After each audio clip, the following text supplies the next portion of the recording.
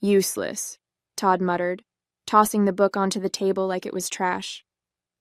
I stared at him, my chest tightening. What? This, he said, gesturing dismissively at the handmade scrapbook I'd spent weeks creating. This is the best you could come up with? A pile of pictures and sentimental garbage? You're ridiculous, Lydia. My hands clenched in my lap, but I forced myself to stay calm. I thought you'd appreciate something meaningful. It's a collection of memories, everything we've been through together. He rolled his eyes. What we've been through? Please. I'm tired of all this overly emotional crap. You could have gotten me something useful, but instead, you waste time on this nonsense. It's embarrassing. I took a deep breath, trying to keep the sting of his words from showing on my face. Todd, No, he interrupted, standing up and running a hand through his hair. You don't get it, do you? This isn't working anymore. You're not working anymore. I need someone who can actually add value to my life, not drag me down with this pathetic attempt to be thoughtful. My stomach twisted. What are you saying? He smirked, crossing his arms. I'm leaving you, Lydia. I've met someone else, Mara. She's 20, exciting, and she actually knows how to have fun. Unlike you. His words hit me like a punch to the gut, but I refused to let him see the impact. And you think this is the right way to tell me? I asked, my voice trembling but steady. After I put my heart into this? He laughed, a cold, dismissive sound. Your heart? That's the problem, Lydia. You're all heart and no substance. I deserve more. I sat there in silence for a moment, his words echoing in my head. And then, to my own surprise, I started to laugh. It wasn't a bitter laugh or a forced one. It was genuine, loud, and it cut through the tension in the room like a knife. What's so funny? Todd asked, narrowing his eyes. I stood up, still laughing, and reached for the book. You don't even know what you're walking away from, I said, flipping to the back page. What are you talking about? He asked, suspicion creeping into his voice. I pulled out the folded deed tucked into the final page and held it up. This. The deed to a vacation house I bought for us. I was going to surprise you tonight, but I guess that's off the table now. His jaw dropped. You bought a vacation house? I smiled sweetly, slipping the deed into my purse. Looks like Mara won't be enjoying that, will she? Todd's face twisted into something between disbelief and panic. For the first time all evening, he was at a loss for words. You bought a house? He finally stammered, his smug confidence crumbling. Since when do you make decisions like that? I tilted my head, my smile never wavering. Since I realized I can't depend on you for anything meaningful, Todd. While you were busy finding excitement with a 20-year-old, I was building a future. For us. Silly me for thinking we wanted the same things. He opened his mouth to retort, but closed it again, his eyes darting to the book still lying on the table. It was as if he were trying to figure out how this had slipped through his fingers. You're overreacting, he said finally, though his voice lacked conviction. This doesn't change anything. Mara and you? I cut him off, shaking my head. Todd, I don't care. Take her, take your exciting life, and get out of mine. You've made it abundantly clear where I stand. I walked out of the living room and into the bedroom we once shared, the sound of Todd's sputtering excuses following me. As I packed a small overnight bag, I could hear him pacing, probably trying to figure out how to salvage the situation without admitting he'd completely miscalculated. I paused for a moment, staring at the photos on the dresser, wedding pictures, trips we'd taken, moments that once seemed so full of promise. They felt like relics from another life, one I'd been clinging to for far too long. By the time I returned to the living room, Todd was standing by the door, his arms crossed in what I assumed was an attempt to look composed. You're really just going to leave? He asked, his tone incredulous. I am, I said simply, brushing past him. This is ridiculous, he snapped. You're being petty, Lydia. You'll regret this. I paused at the door, turning back to face him. Maybe. But at least I won't regret staying in a marriage where I'm nothing but a punchline to you. With that, I stepped outside, the night air cool against my face. I felt the weight of Todd's expectations lift off my shoulders. As I drove away, the deeds safely tucked in my bag, I realized I wasn't leaving with just my belongings. I was leaving with something far more valuable, the clarity that I deserved better. Let Todd have his fun. I was done playing the part of the loyal wife in his selfish little game. I drove straight to Grace's house. She was the only person I could think of who would truly understand what had just happened without judgment. When she opened the door, she took one look at me and frowned.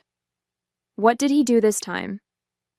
Can I come in? I asked, my voice steady but tired. She stepped aside, waving me in. Of course, kitchen or living room?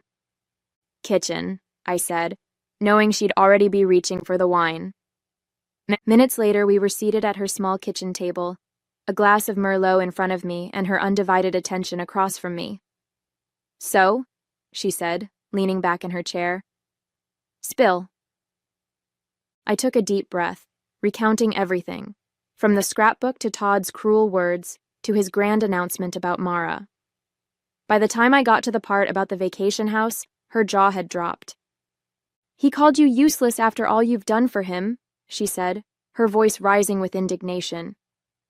And then had the audacity to tell you he was leaving for some 20-year-old? Are you kidding me? I shook my head, swirling the wine in my glass. Nope, that's Todd. Always so self-assured, always thinking I'd just roll over and accept it. But you didn't, Grace said, a smile breaking through her anger. You walked out. You took back the house.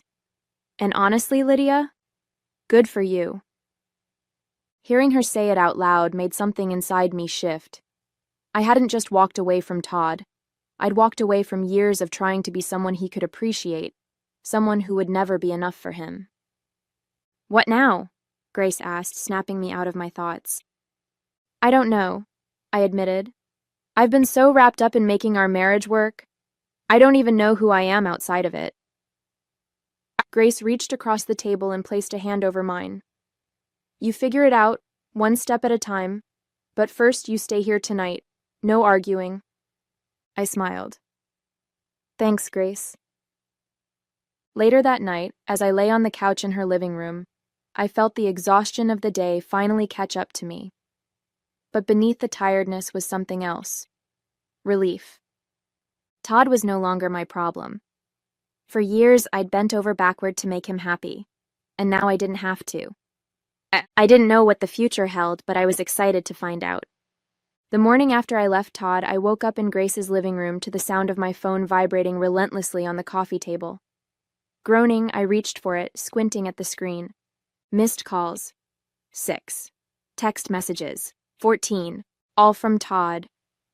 I unlocked my phone, scrolling through the barrage of messages. Where did you go? We need to talk. You're being childish, Lydia. You can't just walk away like this. The last one made me laugh bitterly. Walk away? That's exactly what he'd told me he was doing last night. Grace wandered into the room, a cup of coffee in hand. Let me guess. Todd? Bingo, I muttered, holding up the phone. He's losing it. Well, what did he expect? She said, setting the coffee down in front of me. You don't get to treat someone like garbage and then act shocked when they stop putting up with it. I nodded, sipping the coffee. He's not used to consequences. He's always gotten away with everything, his arrogance, his selfishness. But this time he's not getting what he wants. Damn right he's not, Grace said, a satisfied grin on her face. Later that day I received another text, but this one caught my attention. I'll come by the house later. We need to sort this out. My house. He was still acting like it was his, like he had any right to come and go as he pleased.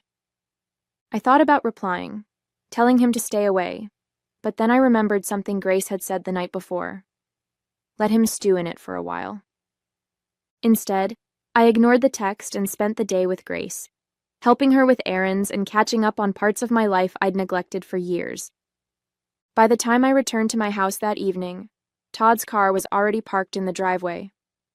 I parked on the street, taking a deep breath before walking up to the door. He was pacing in the living room when I walked in, his expression a mix of anger and desperation.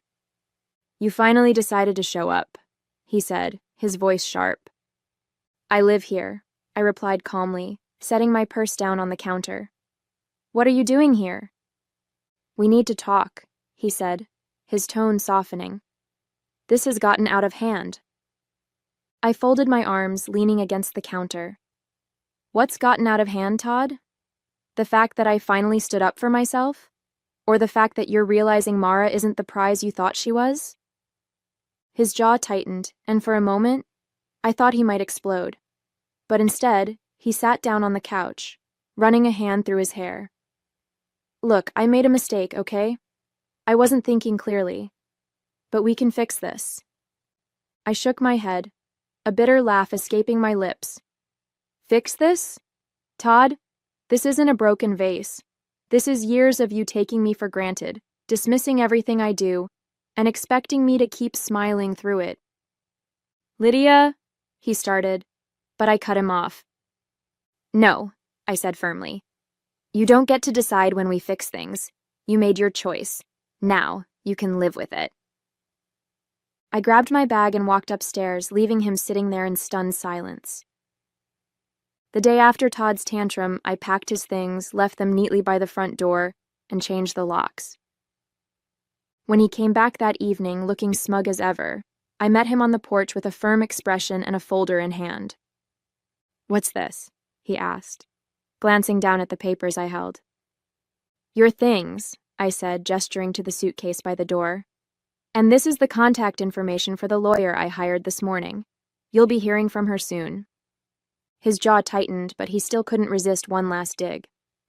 "You're being ridiculous, Lydia. You can't handle life without me." I smiled faintly. "We'll see about that. Now get off my porch." He stared at me, his confidence finally faltering before grabbing his suitcase and stalking off. Over the next 2 weeks, Todd's absence felt like a breath of fresh air. The house was quieter, cleaner, but it felt like a home instead of a battlefield. I stayed busy, throwing myself into work, reconnecting with friends, and leaning on Grace for emotional support. She was thrilled to see me finally standing up for myself. "Good riddance," she'd said when I told her I'd kicked Todd out. "He was a leech, Lydia. You're better off without him." I knew she was right, but there were moments, quiet ones, usually late at night, when doubt crept in. Had I really done the right thing? What if I ended up regretting it? Those thoughts didn't last long, though, especially not after I got the call from Todd. "Lydia," he said, his voice tight with frustration. "We need to talk." I sighed, already tired of the conversation before it began. "What do you want, Todd?" "It's Mara," he said, bitterness dripping from every word. "She's gone." The corner of my mouth twitched. "Is that so?" "She laughed at me," he spat, the words coming out in a rush. "She said I was pathetic, said I threw away the only good thing I had going for me. She couldn't believe I let you keep the house." Now I was smiling outright. "Ah, the house. I'm sure that stung." "She said I was an idiot," he continued, ignoring my sarcasm. "A complete loser for losing everything you'd worked for." And then she walked out. It was almost too satisfying to hear. The man who dismissed me, belittled me, and thought he could replace me with someone younger was finally facing the consequences of his actions. "And now you're calling me because—" I asked, my tone cool. "Because I made a mistake," he said, his voice dropping. "A huge mistake. Can we talk? Please?" I shook my head, even though he couldn't see me. "No, Todd. We have nothing to talk about. You made your bed. Now you can lie in it." Before he could respond, I hung up, letting the silence settle around me like a warm blanket. That night, as I sat on the couch with a cup of tea, I felt a deep sense of relief. Todd's life was unraveling, but for the first time, it wasn't my problem. I had my life back, and I wasn't looking back. The divorce process moved faster than I'd anticipated. My lawyer helped me organize my finances, document everything, and ensure that I'd be protected. Now, as I sat in her office reviewing the finalized paperwork, I felt a strange mix of emotions: relief, closure, and a lingering twinge of disbelief that this chapter of my life was finally ending. "Everything looks solid," my lawyer said, flipping through the pages.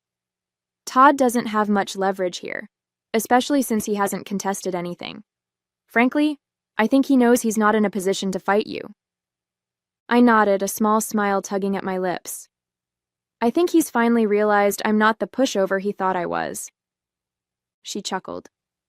"I'd say you've made that very clear." As I left her office that afternoon, a weight I hadn't realized I was carrying seemed to lift. The paperwork was filed, my finances were secure, and Todd was officially out of my life, on paper and in reality. The timing couldn't have been more perfect. That same evening, Grace came over with a bottle of wine and her usual flair for celebrating my victories. "To Lydia," she said, raising her glass, "the woman who finally kicked Todd to the curb and reclaimed her life." I laughed, clinking my glass against hers. "To Grace, the friend who never once said, 'I told you so.'" "Not yet, anyway," she teased, taking a sip. As the night went on, we talked about everything: my plans for the future, her latest escapades, and of course, Todd's dramatic fall from grace. "So," Grace said, leaning back on the couch with a smirk, "do you think he's still crying over Mara?" "Probably," I replied, grinning. "But it's not like he has much else going for him. No wife, no house, no mistress. Honestly, I almost feel bad for him." "Almost," Grace said, laughing. That night, after Grace left, I sat alone in the quiet of my home, reflecting on everything that had happened. The old me, the one who bent over backward to keep Todd happy, who worried endlessly about his approval, felt like a distant memory. This new version of myself, the one who could laugh at his downfall and find joy in reclaiming my life, was here to stay. Todd had underestimated me, but I hadn't. I felt like I was exactly where I was meant to be. The weeks after the divorce were a whirlwind of change, but the chaos felt like mine to control. Without Todd's shadow looming over every decision, I found myself rediscovering the pieces of me that had been buried under years of his criticism and demands. It wasn't just about rebuilding, it was about thriving. One of the first things I did was visit the vacation house. For so long, it had been this abstract symbol of hope, a promise of something better for our future. But now, it was mine, completely untethered from Todd or his arrogance. When I pulled up to the property, nestled against the backdrop of a serene lake and surrounded by towering pines, I felt a rush of pride.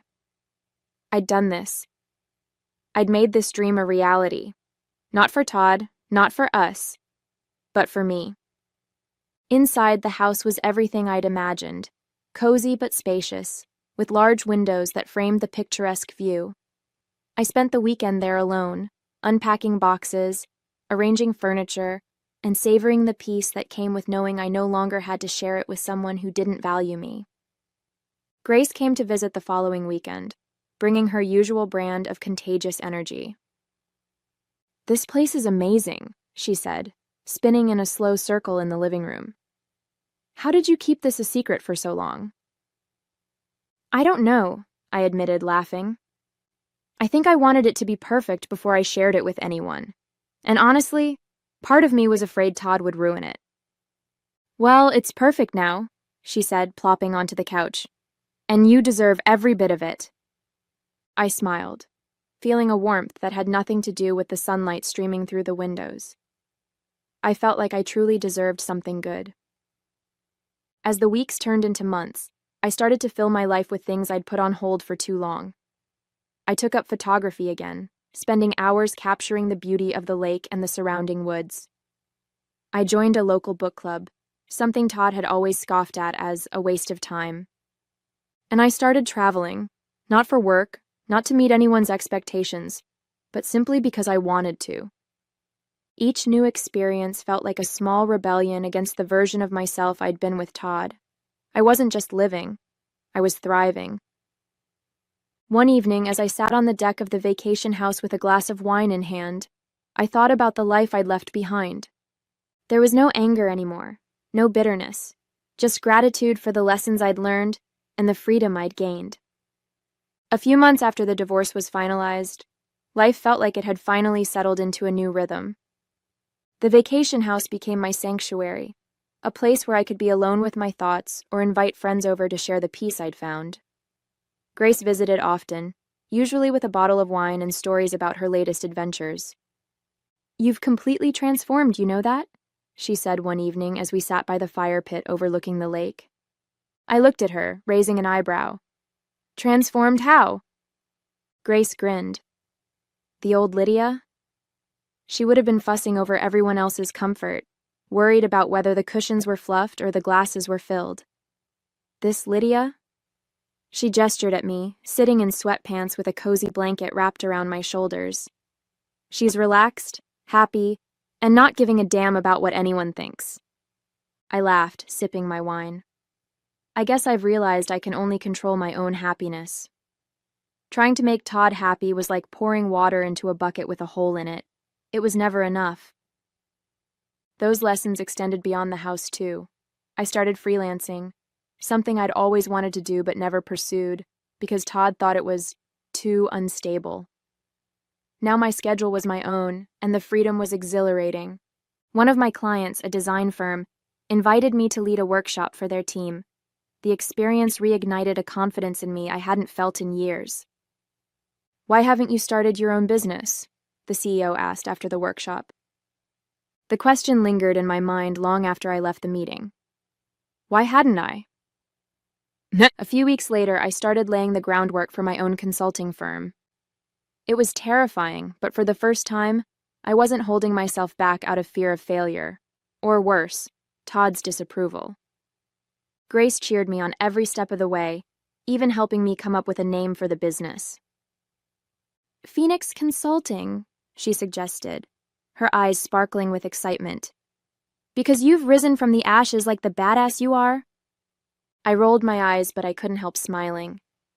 Phoenix Consulting it is. As I poured myself into building the business, I felt a sense of purpose that had been missing for years. Every small win, a new client, a glowing review, a successful project, was a reminder of how far I'd come. And for every win, there was a quiet moment of gratitude. Gratitude for the strength I'd found, for the friends who'd supported me, and for the chance to rebuild my life on my own terms. One evening, as I sat on the deck with my laptop, finalizing plans for a new project, my phone buzzed with a message. It was from Todd. "Can we talk?" I stared at the screen for a moment before deleting the message without replying. Some things were better left in the past. 6 months after I walked away from Todd, I stood on the deck of the vacation house, watching the sun dip below the horizon. The lake shimmered with hues of orange and pink, the kind of view that used to feel like a luxury but now felt like a promise I'd made to myself, and kept. I had built a life I was proud of. Phoenix Consulting was thriving, far beyond what I'd imagined when I started. The freedom to choose my clients, my hours, and my projects made me feel alive in ways I hadn't felt in years. Grace visited that evening, as she often did, carrying a box of pastries from a local bakery. "You know, I never thought I'd say this," she said, setting the box on the table, "but I think Todd did you a favor." I laughed, pouring us both a glass of wine. "You're not wrong. If he hadn't been such a jerk, I might still be stuck trying to make him happy." She raised her glass. "To Todd, the world's most clueless man, for setting you free." We clinked glasses, laughing, but her words stayed with me long after she left. I'd been so focused on moving forward that I hadn't stopped to reflect on just how much had changed. The timid version of myself who constantly sought Todd's approval felt like a stranger now. This new life wasn't just about escaping a bad marriage. It was about rediscovering who I was, what I wanted, and what made me happy. And I felt like I knew the answers. As the stars began to dot the sky, I grabbed a notebook and pen, jotting down ideas for the future. A new marketing strategy for Phoenix Consulting, a list of places I wanted to travel to next, goals I hadn't dared to dream of until now. Later, as I closed the notebook and looked out at the lake, I realized something. I wasn't just free from Todd's expectations. I was free from my own doubts, the ones that had kept me small and scared for so long. A month later, I received an email from one of my new clients. The subject line read, "Keynote Opportunity." Curious, I opened it and scanned the message. They wanted me to speak at an upcoming industry conference about my journey as an entrepreneur, highlighting the success of Phoenix Consulting. For a moment, I hesitated. Public speaking had never been my strong suit. Todd had often mocked me for fumbling over my words during casual conversations, let alone something as formal as a keynote speech. But this time, his voice didn't matter. I hit reply and typed, "I'd be honored to participate." Preparing for the keynote became a new focus, and with Grace's encouragement, I poured my energy into crafting a speech that felt authentic. "Don't sugarcoat anything," Grace advised. "Tell your story the way it is. Failures, triumphs, all of it. That's what people connect with." And that's exactly what I did. The day of the conference arrived, and as I stood backstage waiting for my turn to speak, I felt a familiar mix of nerves and excitement. When the host introduced me, I walked onto the stage to polite applause. Taking a deep breath, I began. "My name is Lydia, and a year ago I never would have imagined standing here. Back then, my life revolved around trying to meet the expectations of someone who didn't believe in me. But today, I'm here because I chose to believe in myself." As I spoke, sharing the story of how Phoenix Consulting was born from a place of rediscovery, I noticed heads nodding in the audience. People were leaning in, smiling, and even jotting down notes. I felt like my voice mattered, not just to me, but to others. After the speech, several attendees approached me to share their own stories of struggle and resilience. "You inspired me today," one woman said, her eyes bright with emotion. "Thank you for reminding me it's never too late to start over." Her words stayed with me as I left the conference, feeling more empowered than ever. That evening, as I sat on the deck of the vacation house, I thought about everything that had led me here. The heartbreak, the betrayal, the doubts. It had all been part of the journey. Todd was a distant memory now, his texts and calls long ignored. Mara had been right. He was a loser. But I didn't need validation from her, him, or anyone else. I had built a life I loved, one step at a time, and it was just getting started. This was my story now, and I was writing every word.